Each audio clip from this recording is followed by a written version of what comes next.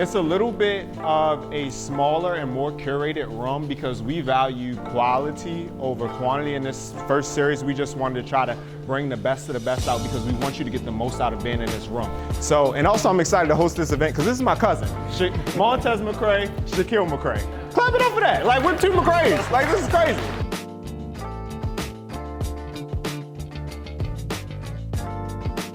Without further ado, we're excited to welcome up all of our speakers.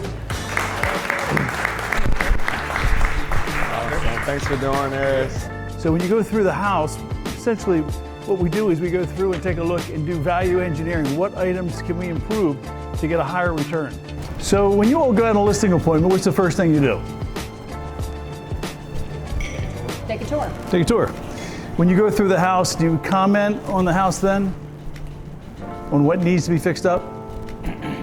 You do? Does anybody else do that?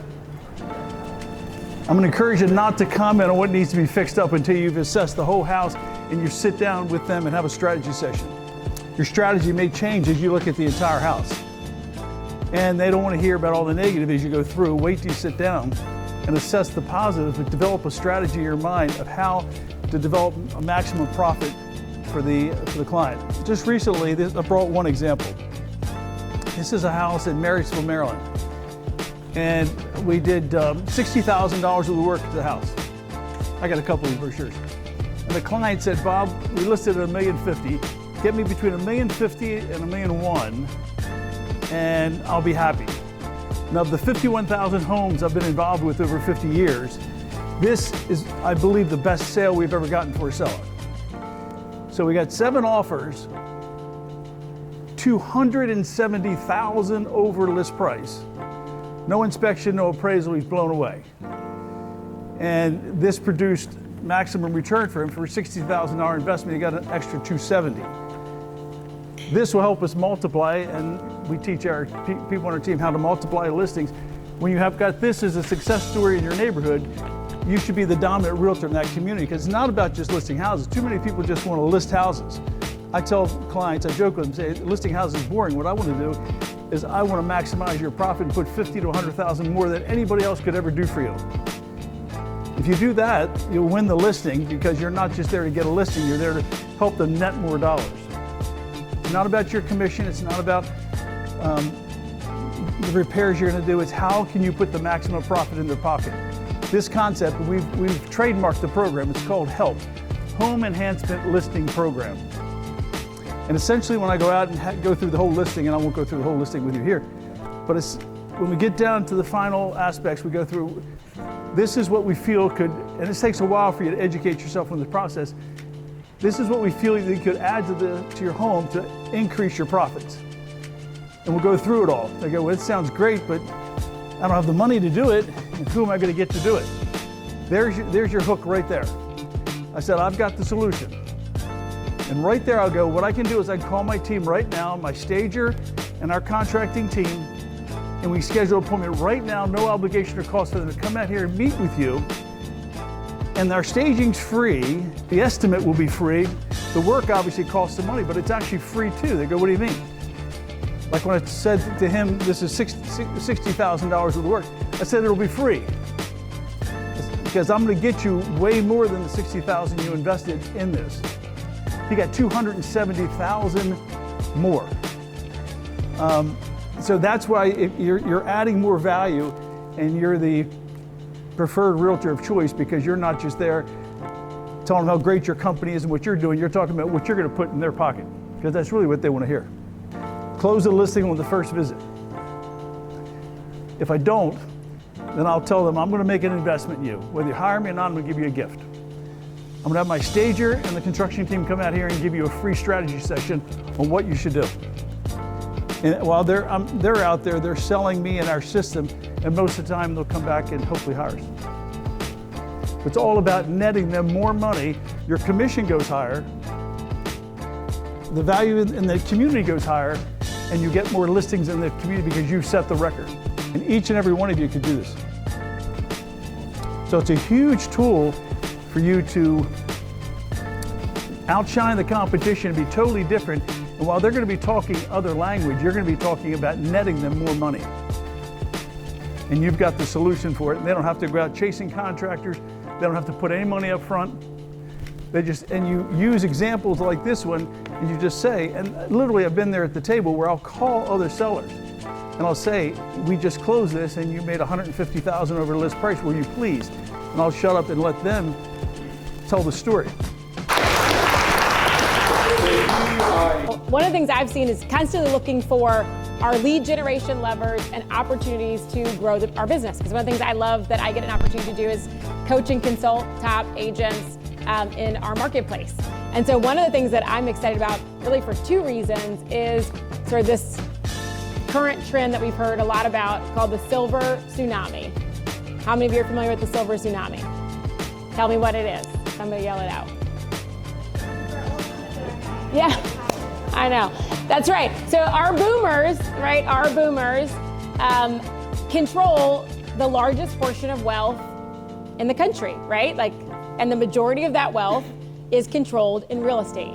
And we're just entering what they're calling the silver tsunami, where we are literally going to live in the period where we see the largest transfer of wealth that we have ever experienced, right, in the United States, where the boomers transfer their wealth. Some of them, like while they're alive, right, they're making strategic decisions, whether that's to take the equity of their home and help their kids purchase a property, or actually, like, Rick, here's the property, and we're going to transition it. So how are we thinking about that in our businesses?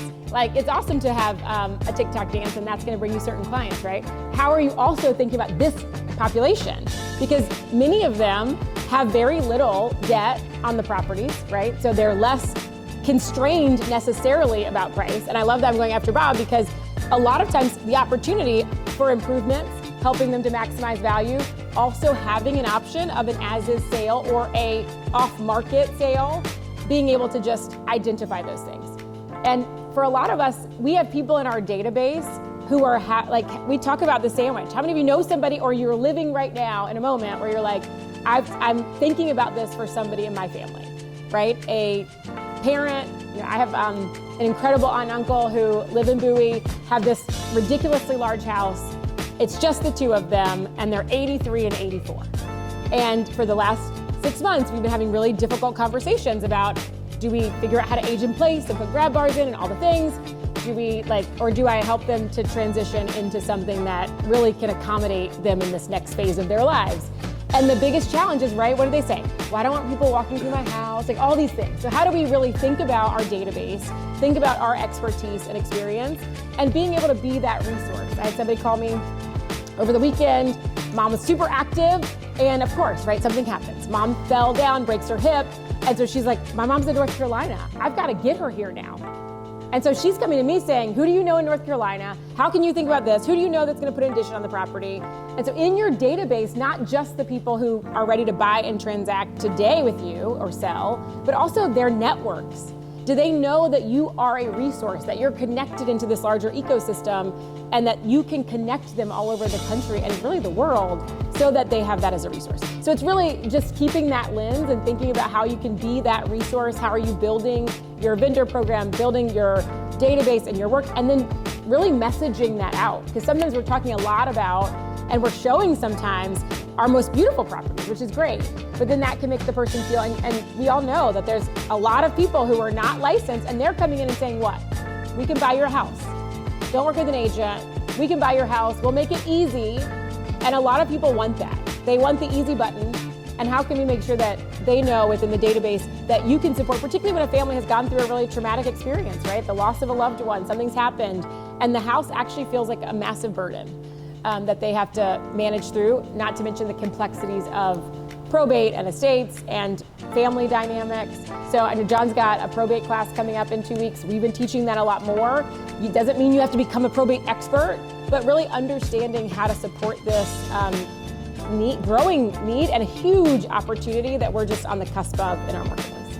I mean, I think some of your basics, right? Like title's huge, because we just had a short sale transaction popped in on the brokerage side, and I was like, short sale transaction? But where might you see a short sale transaction in an estate property? What did they get? A reverse mortgage, right? So you think, imagine that, right? Families coming in thinking like, yeah, I mean, like this horrible thing's happened, but now there's this wealth, this asset, and then they find out actually there's not. So understand, like from a title relationship, you're gonna wanna understand what's going on the title side. So having that, you already have that, right? In a lot of our relationships, a lot of us have a strong relationship with UT, but what is that? Can somebody pull title? Can somebody get that information? Absolutely your vendors. You wanna have a strong contractor resource that can, if there's small repairs that need to be made to improve the property. I also think you want a stable, a lot of us have worked with Home Sale Plus, a stable of people that could offer an option if what they need is we just need to be done. Nobody wants to put in any extra money. Everybody wants to access the wealth and cash that's sitting in that property, but nobody wants to put in any money to make it an improvement. And so what are those options? Do you have that? That's a huge resource, because as Bob said, he's selling 15 of those direct to the contractor who's literally saying, don't let me do this. But when he does, Bob's getting the listing once it's now prettied up and back on the market. So you just want to know, like, what are those options? And I think one of the things that's been a big lesson for me is we are sometimes trained that the number one thing somebody wants is to maximize value. And often in this case, what they want to maximize is efficiency and certainty. They want certainty. They don't want to, if you don't live here and you've got to travel back to Colorado after you just buried your mom, like, you don't want to have to think about all of that. You want to be able to hand the keys, right, to somebody and they're going to figure it out. And so I think you want to have that resource. You want to come in and say, I got it. I've got the hauler, I've got I can clear out the property. I've got an estate person that can do an estate sale if you need that. Like, you need to build your team so that they know, you got it. I got this part for you. You can go focus on everything else. And then I think proactively really thinking about, are people talking about estates? Are you talking about how, like, even with the next generation? What's that plan look like? How can you add your name to a property before somebody passes away, before they're no longer capable, right, to make those decisions? And so just being able, even thinking about a seminar in your database, how are you educating people about that to have those conversations so that they're prepared? Because we're also seeing a lot, I mean, Gary talked about this at Family Reunion, like this, how do you help people even think about, and Dan Ihara was here last year, this transition of wealth, right? So planning for the wealth transition now, as opposed to when now there's a crisis and you're trying to respond to it. So I think these are all things to just think about as you're messaging, understanding your database, understanding the people in your database. Are they connected to somebody who has, like, they might have their property and that's what you have assigned to them. But do you understand that they also are gonna be responsible for 5 more properties that their parents own? And is that a conversation? Do you have that? Are there any needs when you're calling and checking in? It's a great way to say, like, hey, are there any other real estate needs that you might have that I could support you with? I support people beyond just the D&B. So I think engaging in those conversations as you're building out your resource database, but I think it's a huge untapped, and it's a tsunami, right? It's coming faster. How many of you guys have had in the last 30 days somebody in your network database where that's the conversation you're having? It's happening more and more frequently. And you want to be the person that they're calling, not the We Buy Houses person that the postcard was on the table and somebody called. Well, you should sign up for John's class. He's teaching it August 3rd. We'll send it out. So we're doing a class on it. So we've got a class that's all about probate, all about, like, how to make sure that you're understanding. That's specific to the probate class and that process, but we're going to hit a little bit of that as well. But I think so it's just getting educated about it, right? Understanding, like, what are the things from, it's not everything's not going to be an estate either, right? Some of them are going to just be, how are you understanding, asking the decision-making questions, looking at even if in your, if you've got a geographic farm, what are the absentee owners, what are the vacant properties, what's that process look like? So I think you want to elevate your overall understanding of what that market needs, because it looks different than some of the markets that a lot of us are focused on, right? Content's important and critical, and that market is often heavily relationship-based. I know for us, when we have an active sales team, right? And I remember going into a listing appointment, and I was like, how did you find us? And he was like, well, my mom saved all your postcards, because we were postcard mailing, and he found them in a drawer. And so he's like, so I figured I better call you because she'd saved all your postcards. So I think having those conversations is really important, and making sure that you're ready to go, because it's going to look a little different than a traditional resale. My dad golfs, and I golf some, not that great, but I'll golf with him once in a while. But my mom plays pickleball, so I started playing pickleball with her at the church on Monday nights, and it's me and people in their 70s and 80s. So it's a great place for me to network, and I've become kind of their realtor of choice. and the person who they trust to kind of help with the process. So, I grew up in that area, so that's in Fallston. So I'm in Harford County. Is anyone else in Harford County? All right, okay. Well, I have resources for you anyway. So anyway, in Harford County, I was selling some homes that were in neighborhoods where some of these people were. So they started, I never brought up real estate, but they started asking questions like, hey, I think I saw your sign. Is that you? And I'm like, yeah, that's me. And that started the conversation. So naturally, they've grown to trust me to help them with this process. So what typically will happen is I get a phone call. Let's just say it's my friend's parents, and they need to downsize. They've gotten to the point where they just cannot maintain this house. They don't want to be in there one more winter. I hear that a lot. So first meeting, go to the house, walk through. And so this segue kind of works very well. So go through the house and just kind of figure out what we're working with. The biggest thing to figure out, and the number one domino to knock down, is where are they going to go? So I've been researching and finding different contacts to help me with this. So there are times when someone needs to go into assisted living. There are times when people are going to move down to a condo. So I know the inventory extremely well, so I can give them an idea of price point and all of that stuff. But I have a resource who does senior placements. So he knows every single solitary senior living facility in the Baltimore metro area and including Harford County. So when they know that they need to move somewhere like that, or one needs to move there and the other one's downsizing, guess who I connect them with? And he is amazing. He doesn't get paid by the hour from them. He gets paid by the facility. So he works his butt off to find them the right spot. So that's number one, is figuring out where they're gonna go. Number two is, what's the timeline look like? A lot of these places have a 60-day lead time. So, and if you're buying a condo, obviously it's 30, 60 days, whatever it happens to be. So we kind of figure out that process on where they're going, and then we start with how are we going to get them there. When someone's downsizing, you have to figure out, number one, what do I need to take with me? So I have access to move managers who I can put you in touch with. And these move managers are amazing. What they do is go out and measure the new space. They come into their home, they measure their furniture, they tell them exactly what's going to fit, what they can take. There might be items that they want to take that don't actually fit, so we have to work through that. But number one is figuring out what they're taking with them. Number two is, what does the family or friends want? And we have them give those items away. So sometimes there's collections and things like that. So that's who we'll give those items to. Number three is getting rid of the extra stuff. When I walk through, I can tell you confidently whether or not it's justifiable to have an estate sale. I have 3 estate sale companies who I've worked with, and I know which ones have strengths with certain things.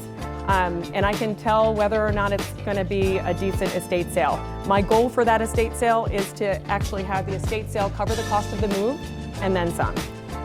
Because when everything's done, there's still going to be some items there that didn't sell, even on the 3rd day when they cut the cost of everything. So you need haulers. So I've got access to haulers and also pickers who come and pick things up and will actually pay money for certain things. I also have a couple of donation places that will come and pick things up for free. So that's the second piece of it, is getting all of those things out. And then you really evaluate what you're working with next. And that's where I have the resources just like Bob, where I have a contractor who can come in, I have a stager who walks through with me, and I don't have a stager on my team. I hire her per house and pay her that way, but she knows what I expect and what we're looking for. And I always tell my clients, this is a minimum investment for a maximum return. We want to make sure we're putting just enough in to get the eyes on the property and be able to sell it for the best price possible.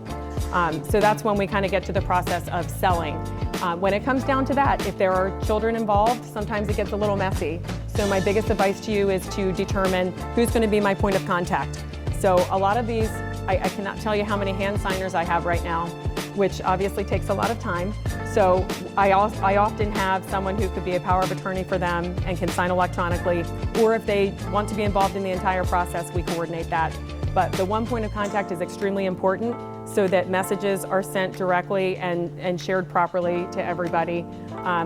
The last thing that you want, and I've been doing this enough to have some poor experiences where, I have people calling, don't tell so-and-so I called, and I want to keep this, and it gets a little ugly, so we just have to appoint somebody, and typically they respect that, and I tell them that's just part of the process and that's what to expect, and they usually will honor that, so it tends to work out okay.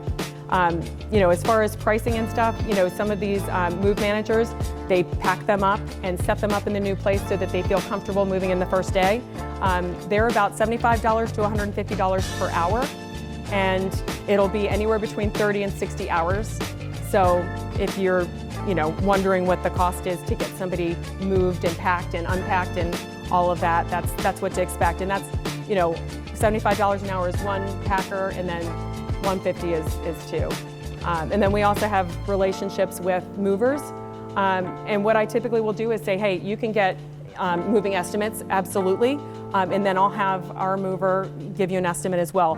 He works really well, or there's a couple of them, but they work really well with those move managers. So I tend to like to pair them together because they know the process and how we like to make it work. And a lot of times with that, they'll beat or match the price. So I always know that they're getting the best value. And through working with these folks time and time again, I've made sure that we've, communicated effectively so they know what the expectations are and also what the pricing should be. So they're given the best, quality pricing. So I think this is a pretty good transition, what you guys are talking about, because really a lot of what I'm going to talk about is using the team that we're all using for our clients. We all have lenders, contractors, title folks, and we are the front runners in a position to acquire these rental properties. And I'm not talking about going in and finding a $400,000 house that you need to put 25% down, because not a lot of us have $100,000 laying around to put down. And that's not really what's going to make you the money off these properties. I'm talking about the BRRRR method, which is buy, renovate, rent, refinance, and repeat. So you can acquire these properties, and these are all value-add properties. So we're talking about a lot of the properties you're talking about, the boomers that are passing down that need a lot of renovations. And we are in a position to, a lot of times find these houses. And a lot of times they're kind of tough to list, although you are going to find a lot of investors, and they're the as-is properties that you're talking about. There's a few ways to find them. The MLS is, you're probably not going to get the best deals off there because you're going to be competing with 15 other investors. You can do a lot of wholesalers, building relationships just like anything else, building relationships with wholesalers. And then really your sphere of influence, the listing appointments that you go into, and a lot of times, you got to listen to what they want. A lot of times what they want isn't the best amount of money for their house, and they don't want to go through the steps. They want X amount of money. This is what I want. I want it in 2 weeks. I want to move on with my life. I don't ever want to think about it again. So if you have all of your systems in place to acquire that property, why not you be the person that's going to do that? That way, when you have these, 2-3 months where you're not really selling a whole lot of houses, at least you have some income coming in through the rental properties. What I like about the rental properties, once you have them, they pay you 4 ways. You're paying down the interest. If you're buying them the right way, you're getting cash flow. I don't like to buy any rental properties that isn't at least cash flowing $500 per door. You're paying down the principal. There's appreciation, should be about 3 to 6% per year.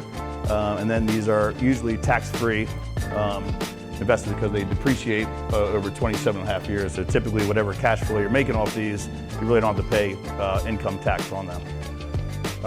So all of these, and we all have the resources to do this, so why not sort of use that to your advantage and do it yourself and build long-term wealth for yourself and your family. Through that psychological process of me wanting to burn the house down. Yeah, that's good. That's good. So the beauty about the BRRRR method is you're buying these properties that need a tremendous amount of work typically. So the easiest way to go about, say you find a property, you buy it for $200,000, you put $100,000 into the property, the house should be worth $400,000 when you're done. So you want to be about 75%, 80% loan to value when you're done. So what you do is you get a hard money lender, and you got to develop these relationships with the hard money lenders. We all have lenders. Every lender you know knows some hard money lenders also if you need that help. Like once you have a good relationship with a hard money lender, a lot of times they're going to charge you 1% for the purchase price of the house and the renovation costs. So for, if you're buying the house for $200,000, you're putting $100,000 into it, a lot of times you get these houses for $3,000, plus the tax transfer title fees. So, for a $200,000 house, $100,000 renovation might only cost you $7,000, which is, the commission on a $300,000 house. Why not reinvest that into yourself? When you underwrite the property is the most important part. So you want to make sure that house is worth $400,000 when you're done. And then you can refinance with someone like Stuart, any lender with a DSCR loan, with a 75% loan to value. You want to make sure that that house is going to rent for at least $500 more than what your mortgage is, and then you can get that loan all day. It's called a debt service loan. What's your freedom number? Freedom number. The goal is 50 doors by 50 years old, and that should be hopefully good to go then, but you're never really quite satisfied. I'm not going to be done then. The best advice I can give is just start trying numbers, trying things out, but the worst thing you can do is find a deal. Say if you walk into an appointment and the seller says, I want $200,000 for this house. You look at the comps and you think, yes, this house probably needs about $100,000, and there is, takes some time and expertise to figure out and sort of ballpark what the renovations are going to be.